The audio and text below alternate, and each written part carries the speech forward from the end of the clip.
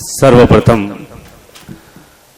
भगवान शिव की नगरी श्योपुर के आप सभी श्रोताओं को प्रणाम और शिवसेना के जो ये कार्यकर्ता है इनको मैं कोटि कोटि प्रणाम करता हूं, क्योंकि जिस समय में नचनियां बुलाई जाती है, जो समय बॉलीवुड का है, उस समय में यदि आप कवि सम्मेलन जैसे कार्यक्रम करते हैं तो निश्चय ही आप संस्कारों को देने वाले लोग हैं। एक बार जोरदार तालियां इनके लिए। वाह, बधाई। रात्रि के जिस प्रहर में सब सो रहे हैं, सब आनंद से घरों में बैठे हुए हैं, उस रात्रि के प्रहर में आप यहां पर बैठकर यदि कविताएं सुन रहे हैं तो आपकी उपस्थिति को मैं एक बार जोरदार तालियों के साथ प्रणाम करना चाहता हूं। आप एक बार जोरदार अपने लिए तालियां बजा दें। और कवि सम्मेलन बहुत अच्छा चल रहा है। भाई साहब बंटी जी ने और रिंकू जी ने गजब का सुनाया। सुशील जी भाई साहब तो छा गए और कुछ लोगों को साथ में खा गए, परंतु अब मैं चाहता हूं कि आप पूरी चेतना के साथ कविता सुने। तालियां जहां आपको लगे तालियां जरूर दें, आगे से लेकर पीछे तक तालियां दें, क्योंकि आपकी तालियां हमारी ऑक्सीजन का काम करती है। वाह वाह वाह पुरुषोत्तम जी वाह। और तालियां क्यों जरूरी है, तालियां कहां जरूरी है, पंक्तियां निवेदन करता हूं, फिर आप चयन करना कि आपको ताली बजानी है कि नहीं बजानी है। वाह। कि ताली बड़ी निराली मतवाली होती है। वाह। ताली बड़ी निराली मतवाली होती है, ताली ताली नहीं खिलाड़ी होती है। अरे ताली का जोर मिला राणा को तो अकबर तक को हिला डाला। ताली वाली भुजाओं ने ही स्वराज स्वप्न जगा डाला, इसलिए ताली वाला स्वर भी राष्ट्र हित में होना चाहिए। तुम ही सुनो कि तुम्हें ताली कहां बजाना चाहिए। बहुत शानदार, लाजवाब है। अब तुम ही चुनो कि तुम्हें ताली कहां बजाना चाहिए। चार पंक्तियां मां हाड़ी रानी की धरती से आता हूं।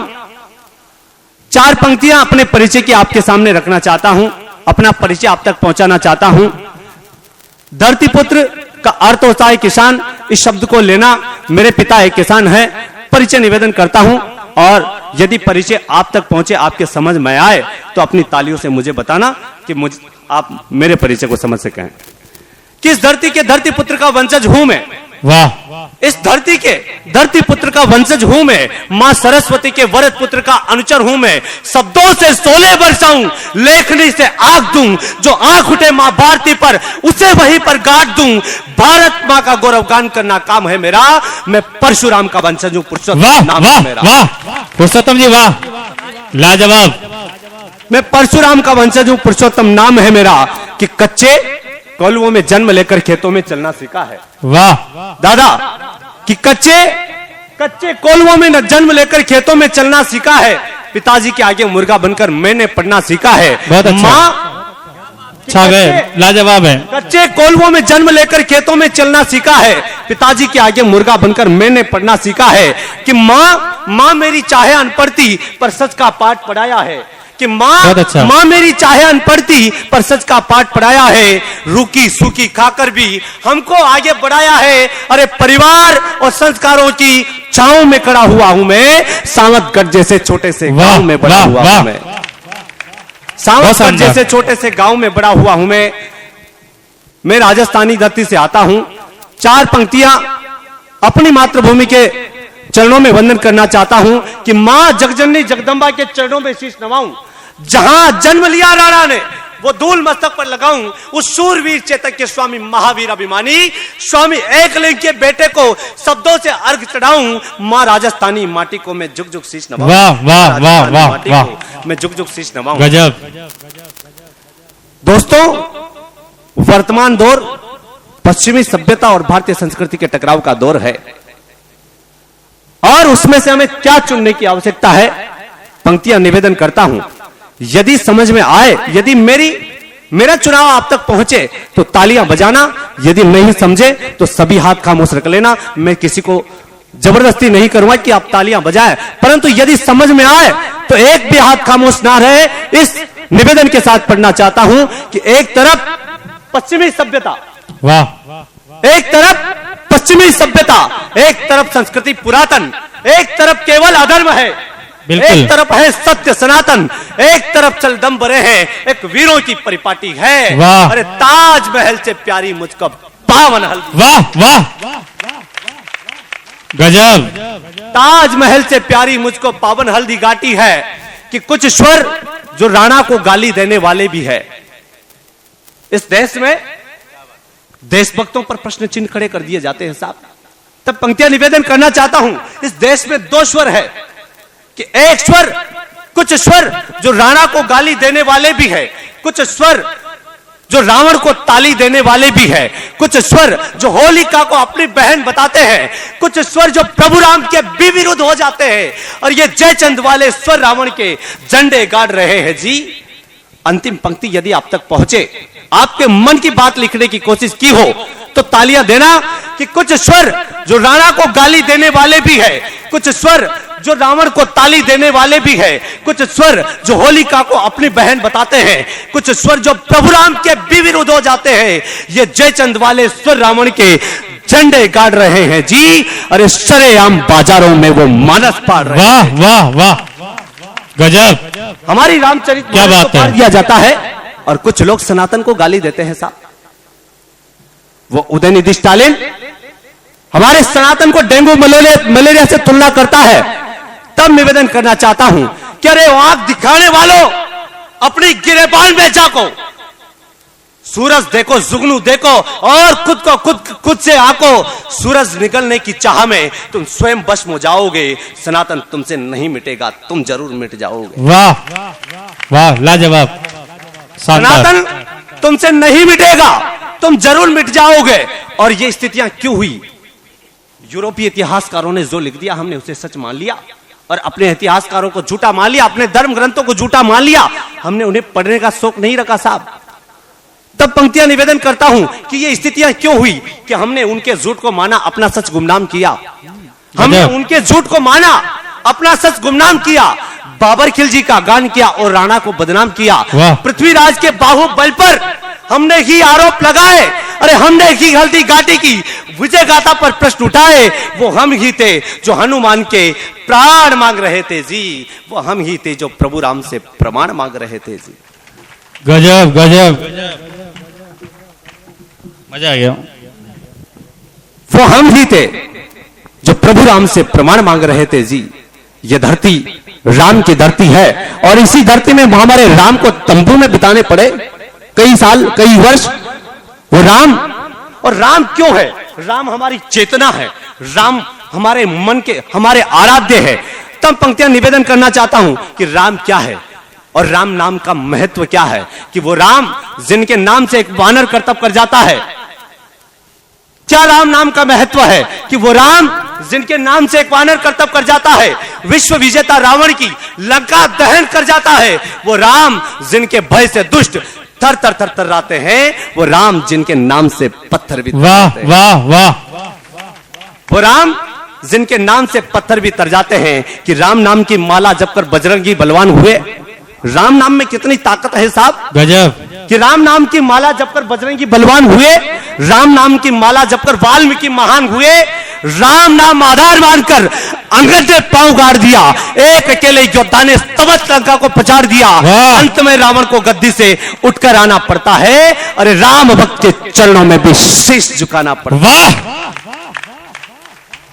यह है हमारी राम की महानता। और राम कहां महान होते हैं? राम जब अयोध्या में होते तब महान नहीं होते साहब। और राम जब मिथिला जाते हैं तब भी महान नहीं होते। राम जब लंका जाते हैं तब भी महान नहीं होते। राम कहां महान होते हैं? इतिहास से तुलना करना चाहता हूं कि जिस इतिहास में भाई भाई का कत्ल कर देता है साहब जमीन के टुकड़े के लिए, और एक बेटा बाप के सामने हो जाता है, वहां राम क्या आदर्श स्थापित करते हैं और राम क्यों जरूरी हो जाते हैं हमारे लिए। पंक्तियां निवेदन करता हूं कि जिस गद्दी को पाने हेतु, बहुत अच्छा, खिलजी ने चाचा मार दिया। वाह गजब। कि जिस गद्दी को पाने हेतु खिलजी ने चाचा मार दिया, जिस गद्दी के लालच में अकबर ने बाबा मार दिया, जिस गद्दी के लिए लोग खून के प्यासे हो जाते हैं, जिस गद्दी के लिए अपने पराये हो जाते हैं, अरे जिस गद्दी के लिए विश्व में कई बड़े संग्राम हुए, उस गद्दी को तजने वाले सबसे पहले राम हुए। वाह, जय जय श्री राम।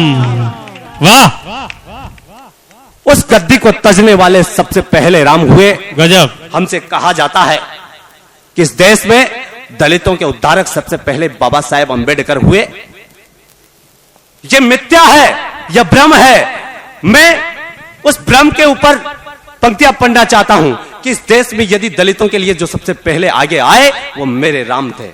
पंक्तियां निवेदन करना चाहता हूं कि वो राम जो दलितों संग वनवास बिताने आए, वो राम जिन्होंने सबरी के झूठे बेर खाए, वो राम जिन्होंने सर्वप्रथम दलित को भाई बताया, अरे भरत सरी का स्थान देकर केवट को गले लगाया। गजब गजब, वाह क्या बात है पुरुषोत्तम जी, मजा आ गया। कहां जातिवाद था, परंतु हम आज इस देश को तोड़ना चाहते हैं, हम जातियों में बंटना चाहते हैं। साहब, हर कोई अपनी जाति का ठेकेदार हो जाता है, हर कोई अपने समाज का ठेकेदार हो जाता है और इस देश को तोड़ने की कोशिश करने लग जाते हैं। साहब, तब पंक्तियां निवेदन करता हूं, यह आजादी हमें ऐसे ही नहीं मिली है।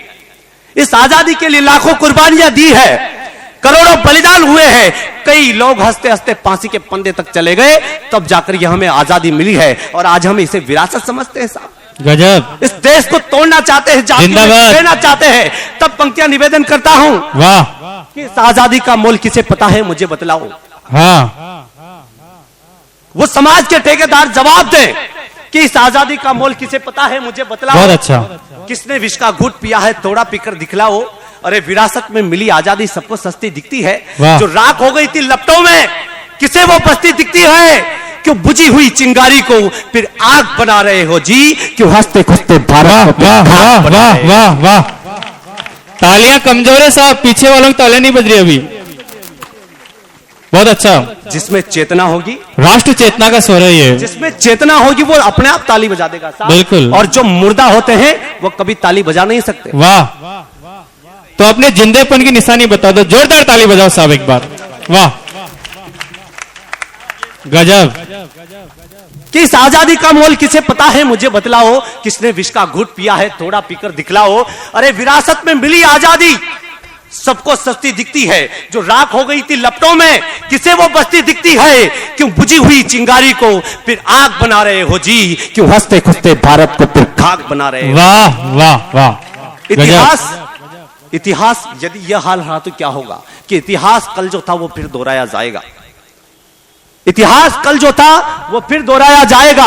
अरे जातिवाद का जहर भरेंगे हमें बेकाया जाएगा, एक एक करके सबको मौत के घाट उतारा जाएगा। यूं अलग अलग बिखेर कर हमें मारा जाएगा, इस अलग अलग बिखेर कर हमें मारा जाएगा, एक एक करके सबको मौत के घाट उतारा जाएगा। फिर कैसे स्वतंत्र जियोगे हमें जीकर दिखाना जी, अपना मुल्क गुलाम करके तुम जातियां ही बचाना जी। बहुत अच्छा, बहुत अच्छा। अपना मुल्क गुलाम करके तुम जातियां ही बचाना जी। और वाह, बहुत बहुत आभार। बहुत सुंदर। और क्या हो रहा है इस देश में, हम राजनीति के इतने चाटुकार हो गए हैं साहब कि देशभक्तों तक को बांटने लग गए। इस राजनीति में इतने चाटुकार हो गए कि देशभक्तों के पर प्रश्न उठाने लग गए। हम जातियों के ठेकेदार हो गए साहब। तब पंक्तियां निवेदन करना चाहता हूं कि वो बांट रहे हम बट रहे, क्यों जातियों के नाम पर। गजब। वो बांट रहे पुरुषोत्तम जी, बहुत अच्छा, बहुत शानदार पढ़ रहे हो आप। वो बांट रहे हम बट रहे, क्यों जातियों के नाम पर किसी का ध्यान जाता नहीं, क्यों सरकारों के काम पर, क्यों सेक्युलर की आंधी ने अंधा बना कर रखा है, सबने धर्म को वोट पाने का धंधा बना रखा है। वाह, लाजवाब बिजनेस। और अमीरी जंगल की आग में गरीब हमेशा जलते हैं, यह देश किसानों का है साहब। वाह, उन किसानों की पीड़ा रखने का प्रयास करता हूं कि अमीरी जंगल की आग में गरीब हमेशा जलते हैं, झोपड़ियों के चिराग हमेशा अंधेरों में पलते हैं। अरे नंगे बदन भूखे बच्चों की बदहाली को कौन लिखेगा, बोलो मेरे किसान की इस कंगाली को कौन लिखेगा। वाह, बहुत शानदार। बोलो मेरे किसान की इस कंगाली को कौन लिखेगा। और क्या हुआ है उस किसान के साथ। इतिहास से वर्तमान की पंक्तियां रखना चाहता हूं कि कभी सामंतों ने लूटा तो कभी गोरों ने लूटा है, कभी सामंतों ने लूटा तो कभी गोरों ने लूटा है। वाह, वाह, मजा आ गया।